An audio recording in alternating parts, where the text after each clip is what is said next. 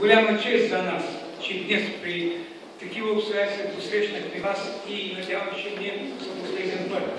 Господин Минчев, господин Тучков, това са нашите най-големи помощници тук, които работим с тях постоянно. Благодарим се на тях и последната акция на господин Тучков беше подарък на БНТ, Българска телевизия, да разшири погледа на нашата диаспора към България. Скъпи приятели, искам така да кажа, приятели, като човек, който отговаря за културата, според мен, без просвета и без култура трудно се приемат правилни решения в страната. И зато и бих искал, боли ма сърцето за Центъра за културата българска, айде да намерим едно решение. Или България да купи тази сграда и да направи един такъв подарък барски за една от най-заслужилите диаспори български.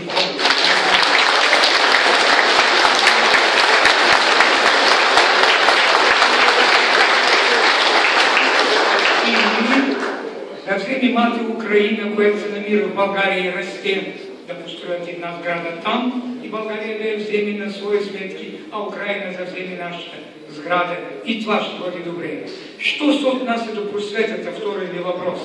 Това е въпрос молба. От година на година нараства желаещи да учат в България. Тази година около 200 души. Квотата увеличете, господа. Това са най-красивите наши, най-добри деца. Надявам, че ще се върнат в Украина и ще развиват икономиката, политиката и стопанството в Украина. Зато искам да кажа, че да стане това, нашите праправци създали Болградска гимназия. 50 000 души живеят българи днес само в Одеса. И ние се нуждаем от втора гимназия в българското.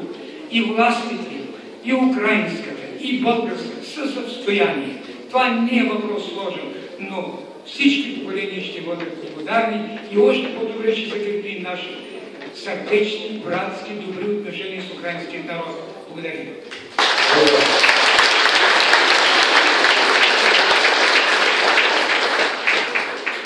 Въпросът за телевизията си го пазят за най-накрая за беседа.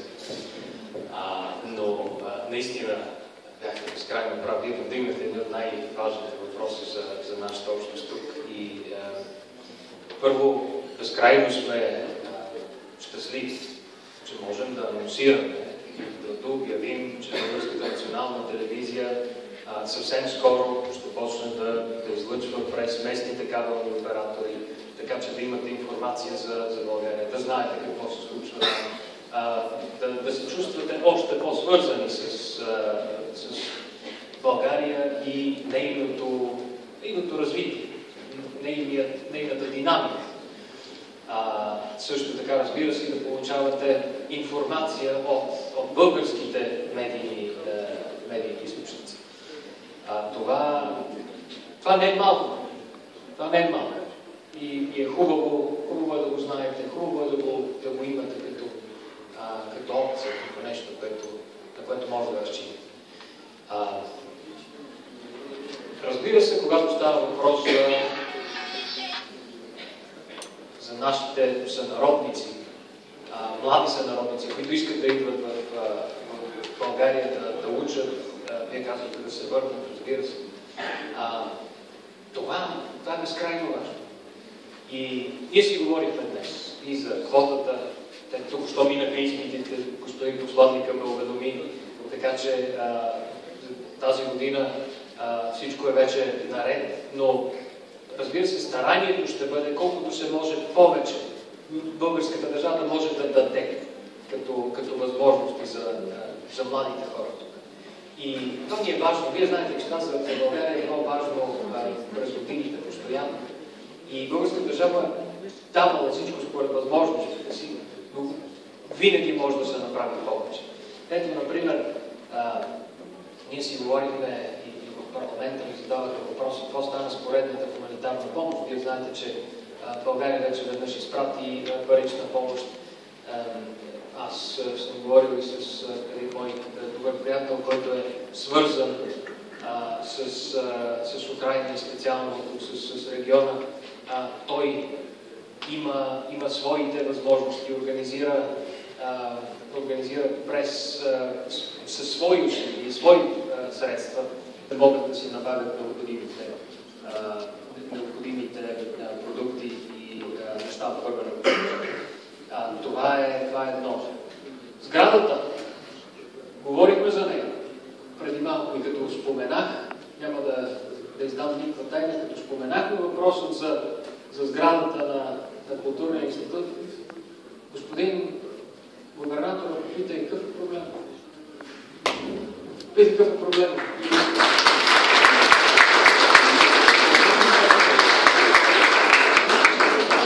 За мен това е отговор. И аз го приемам като жест на добра воля от негова страна максимално бързо да решим въпрос. Разбира се, и господин консул, и господин посланника ще имат грижата да поддържат този диалог много интензивен, но си мисля, че сега се ражда една много по-специална връзка и много по-специален и динамичен момент се е създал, в който можем да решим много от проблемите, които са се влачили с години. И е хубаво е да се използва тази възможност, от която ние с Павло имаме толкова добра комуникация. С господин губернатора имаме прекрасно взаимоотношение и добра комуникация. Можем да направим много за двете държави, а и за отделни региони в Украйна, тук, в Одеска област и, примерно, Варна.